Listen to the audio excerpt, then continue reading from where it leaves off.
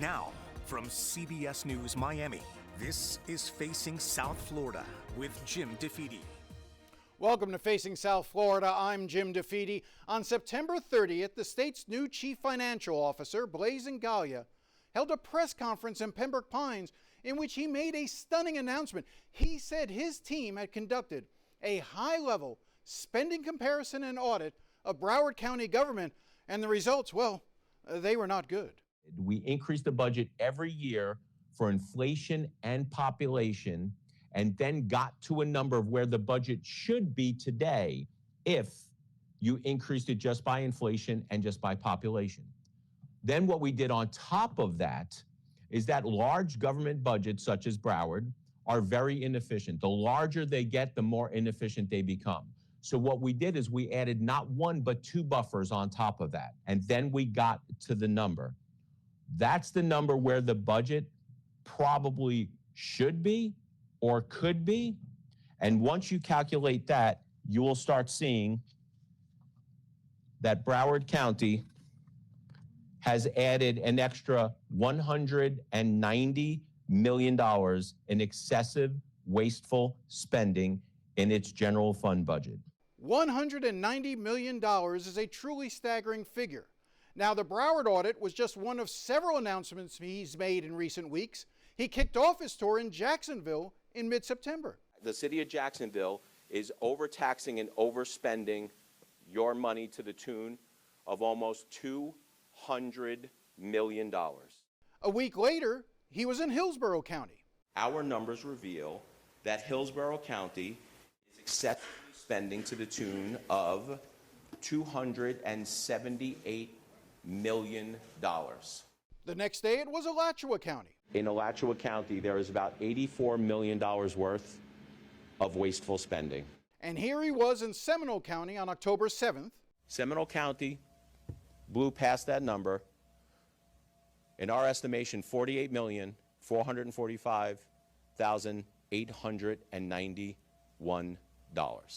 And in Manatee County on October 16th, they blew past that number by $112 million. But by the time he made it to Miami last week, he started working a little humor into his routine. You know, it's starting to get to the point where I show up in a local government and everyone starts to wonder, why is he here?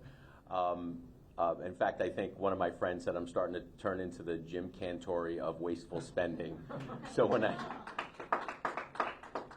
when we show up, it's usually not good news. And unfortunately today, I'm here to share some sobering news about the spending that has been going on in the city of Miami. And so how much did Miami's budget increase above what he calculated was an acceptable amount?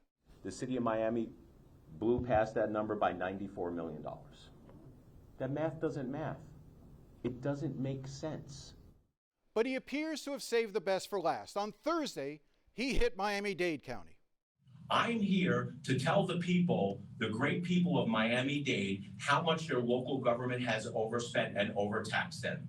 And that number in Miami-Dade is $302 million. The gasps are my favorite part. During the press conference, he summed up his efforts this way. Now, so far, as we are doing this, we have done these calculations and these presentations on 8 local governments. And I wish I could say I was proud to say the total is $1.2 billion. It is unfortunate that that total is $1.2 billion that we have found in just 8 local governments. Again, he refers to these reviews as high-level spending comparisons and audits. And it's important to remember that Ingoglia only became the CFO on July 21st. So the notion that you could conduct even one legitimate, high-level, comprehensive government audit in that amount of time, let alone 7 or 8 or 9, seems doubtful. And if you are wondering why he was standing in front of a podium with the word FAFO on it, that's the name of the group he created to conduct these reviews, the Florida Agency for Fiscal Oversight, or FAFO, FAFO, which, for those of you who don't know, is a slang term adopted recently by right-wing politicians led by President Donald Trump, which means, well, F around and find out. But let's set that aside. And look, I want to be clear. I'm sure there is wasteful spending in these governments, but I'm not sure the quote-unquote formula he has come up with is the right way to determine it. And perhaps more troubling, even though they held all these press conferences and made these sensational claims, they have not produced a single document, a single report showing what numbers they have been using or if their math is correct. And when I tried to look deeper into his claims that there was $190 million in wasteful spending in Broward this year, well, to use his own words, the math is not mathing. In a moment, I'm going to play for you part of an interview I did with Ingoglia almost 3 weeks ago. I've been holding it because I wanted him and his office to provide more information to support his claims. I sent them the findings of my review and asked them to comment on it. But they haven't responded to any of the specific problems I think I've uncovered. So here is the first part of my interview with Ingoglia, where I start by asking him to define wasteful spending. What I would consider wasteful and excessive spending is any use of taxpayer dollars that are over and above what is actually needed to deliver the services to the taxpayers. And those are some of the eye-popping numbers that you're seeing, specifically in Broward, $190 million of wasteful and excessive spending just this year alone. You arrived at that number through basic calculations. You took the general fund, you took the inflation, you took population growth, and then you gave, I think it was, is it a total of 15% cushion on top of that? Yeah, it's a 5% and a 10% cushion. It doesn't work out to exactly 15% the way it's calculated, but there is a government inefficiency cushion that we factor in there. You know, trying to give extra money to the government in their calculations just to prove just how bad the excessive and wasteful spending is. But yes, you are correct. We started off with the 2019-2020 budget. We indexed forward for inflation and population, including not one but two government inefficiency buffers. And then we figured out what the budget should have been under normal circumstances today. But then they took all the excessive revenue and they spent it. And that's where we're coming up at the $190 million. So it's purely a number. It's not, you have not evaluated how, let's assume that you're right. Let's assume that they spent $190 million more than your rate of inflation and population growth would normally suggest. You didn't analyze how that $190 million was spent, if it was spent wisely or not. You're just saying anything above this number that should be for regular growth, anything above that number is wasteful spending no matter how it's used, correct? Yeah, because this is the bottom line, is that when you have increases in population and inflation, costs go up. We calculate for that. If you have more people moving in, and I think it was 56,000 people moving into Broward County, new residents over the last 5 years, then you're going to have more fire, more police. We've already accounted for that. That number is wasteful and excessive spending over what we would normally have in terms of revenue if there wasn't an increase in property values and a corresponding increase in property taxes. And a lot of that is personnel. So when you look at the amount of personnel that local governments are increasing, yes, there are fire, yes, there are police, but it's also a lot of bureaucrats that they are hiring at the local government, and they're expanding the government footprint. And it's money that really shouldn't have been collected or expended in the first place, in our opinion. Can you please address the question that you are singling out Democratic counties, Democratic places in the state to go after, such as Broward? You're going to go after Dade. That it seems to me that the perception is you're focused on going after Democratic blue counties than anything else. We are going after any local government that we think are excessively spending and overtaxing its citizens. The idea that we're going after blue counties is just not accurate. You know, we did the same calculation with Hillsborough County, which I think the supermajority on the Hillsborough County Commission, not only being a red county, barely a red county, but they're all Republicans, and they had $276 million worth of wasteful spending. We were in Seminole County the other day, which the supermajority of them on the county commission in a red county When we come back, we will continue our conversation with the state's chief financial officer, but more importantly, did the CFO and his team accidentally use the wrong numbers for Broward County? You may be surprised by what we found. Stay with us.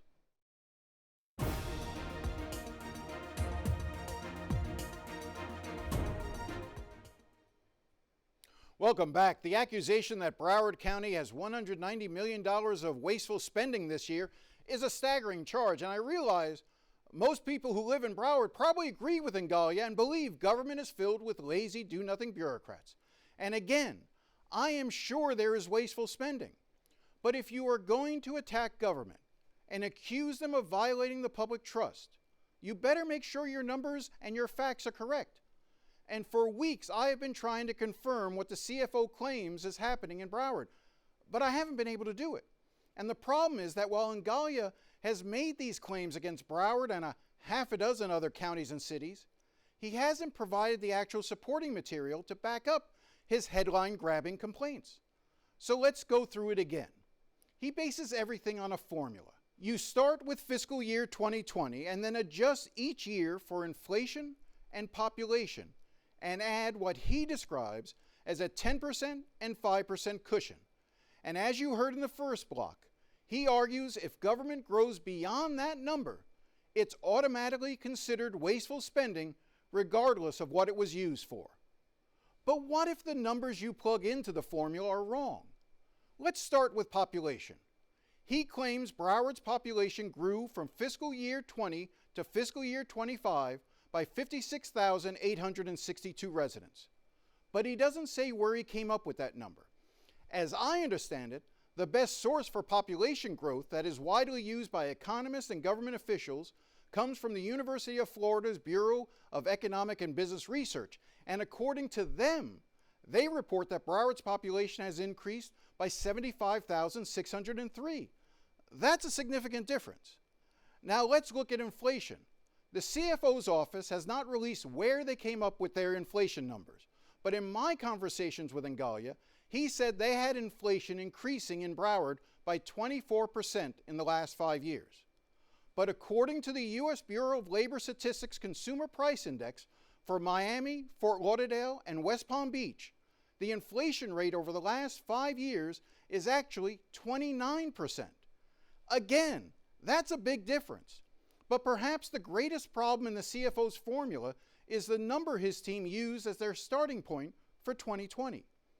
Here is a tweet from the CFO's communications director. Another day, another bureaucrat that doesn't look at their own budget documents. Our FAFO pulled budget numbers directly from Broward County's website, as you can see here. And she offers screenshots of two documents. The first, from 2020, shows the general fund as $1,306,000. And then she compares it to the 2025 adopted budget of $1,923,000. Except here's the problem. They were pulling numbers from two different documents. As Booker revealed in her tweet, the 2020 number came from something called the Comprehensive Annual Financial Report, and the 2025 number came from a document commonly referred to as the budget book. Let me be clear. Those are two distinct and different documents. You cannot compare one to the other. You always want to compare apples to apples, and what they did was compare apples to oranges. In other words, you can either compare the budget book number in 2020 to the number in 2025, or you can compare the Comprehensive Annual Financial Report for 2020 to the report for 2025. But you can't take numbers from one and compare it to the other and call it a serious high-level spending comparison. I went back and looked at the differences between the Comprehensive Annual Financial Report and the budget book for the last 5 years, and as you can see, the budget book is always higher than the annual financial report. What does that mean? Well, it means the number the CFO used as his starting point in 2020 was off by more than $81 million. And so when you take it all together, a starting number that was off by $81 million, and you compound it every year with what appears to be the wrong numbers for inflation and the wrong numbers for population growth, you can end up wrongfully accusing Broward of $190 million in wasteful spending. When I spoke to CFO Ingoglia a couple weeks ago, I told him what we had found. The numbers that I pulled from the Broward County budget for their general fund do not match the numbers that you guys put out. Those numbers match. We actually posted it on Twitter for everyone to see. We pulled the information directly from their budget. Not only did we pull the information directly from their budget, we screenshotted it and we tweeted it out. It showed and highlighted and showed everyone exactly where we got the budget numbers from. These numbers are coming directly from their budgets, Jim. They say no. Of course they're going to say no, because we're shining light on excessive wasteful spending to the tune of $200 million. They're going to do everything they can. They're going to try to smoke and mirrors and try to deflect, but the numbers come directly from their budget. We tweeted it out. When we haven't seen the report, when we don't actually see the way you're plugging the numbers in, they don't seem to add up right. Yeah, but you know what, Jim, here's the deal. It adds up right to the people who are actually being overtaxed, because I understand that government is going to come out and government is going to try to refute our numbers, and they're going to do everything that they possibly can in order to keep the big bloated budgets. But what I would ask everyone listening to my voice right now is take a look at your property tax bill. And are you going to believe the person who's actually saying that, no, you're being overtaxed because local government is being overspent? Or do you believe the elected politicians and bureaucrats will actually put you in a position where your property tax bill has skyrocketed over the past 5 years? Look, a lot of this is about the citizens and the taxpayers. And we know that we are having the start of a property tax revolt here in the state of Florida in the mid-2020s, similar to what we had in the mid-2000s. People are hurting when it comes to property taxes. They know that their government is spending money on things that they're not supposed to be spending on. They're excessively spending, and their property taxes are going up. So local governments can spin it all they want. They can say that they haven't seen the numbers, but all they have to do is just walk down Main Street and listen to the people that they're taxing, and they will tell them that they're spending too much money. Is the goal here to eliminate homesteaded property taxes in the state?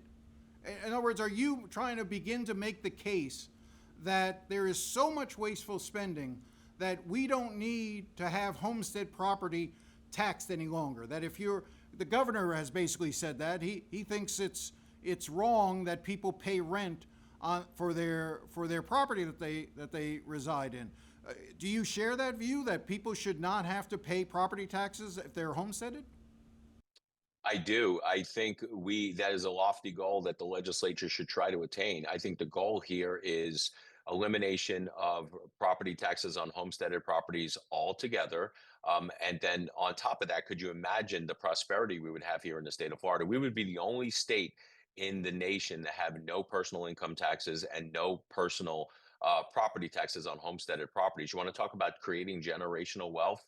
That's it. So I am all for getting rid of it, but also a philosophical argument, which the governor has outlined, is that when you pay for something, you're continually paying for it year after year, in the form of, taxation, property taxes, basically like renting it from the local government. So I agree with him that it should be done as an aspirational goal, working towards that, but philosophically also. So as a homesteaded property owner, I shouldn't have to pay for any of the services that I receive.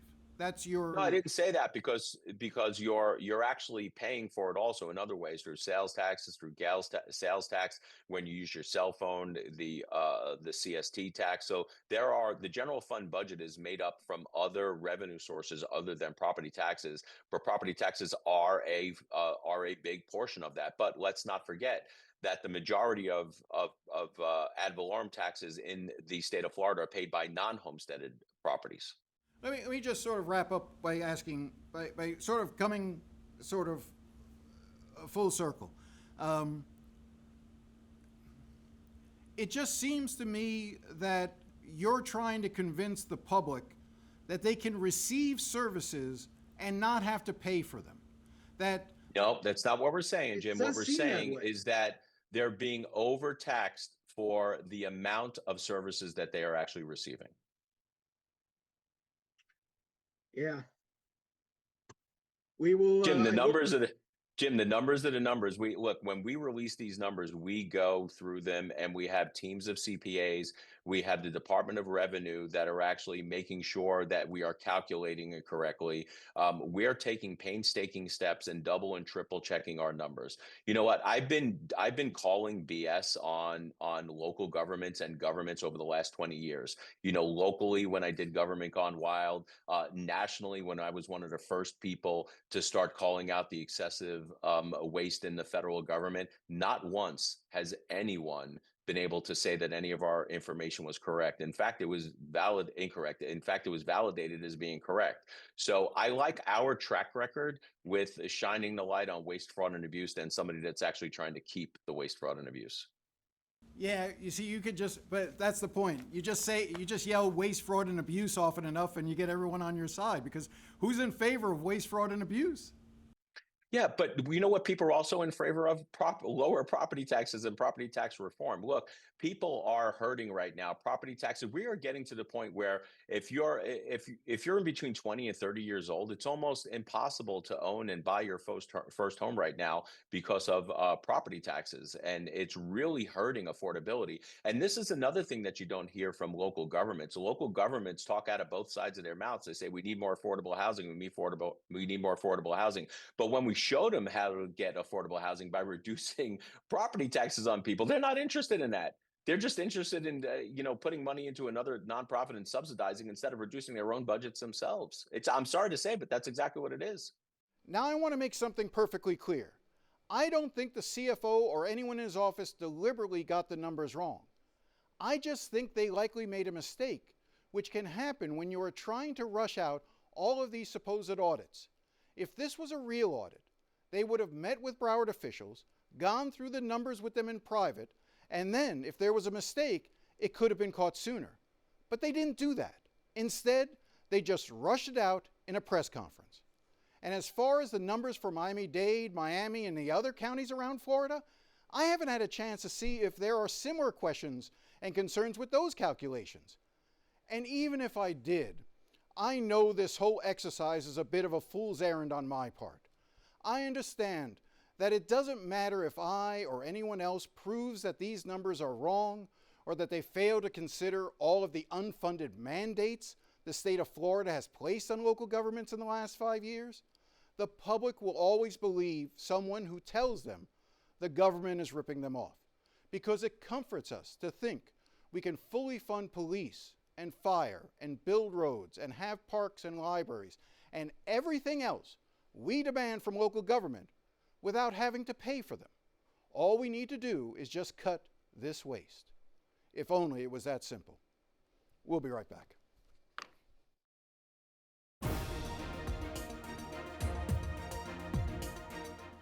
Well, that's all the time we have today, but before we go, I want to take a moment to thank someone who has been a part of this show since it started more than a decade ago. The executive producer of Facing South Florida, Howard Bernstein. After 35 years with CBS, Howard is finally retiring. And while I'm sad to see him leave, I'm happy he gets to enjoy life without having to fight I-95 traffic every morning to get to Doral.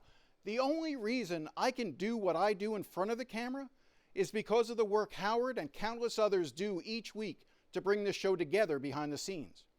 Howard is not only a true professional, but also a friend. We'll miss you, Howard. Be well.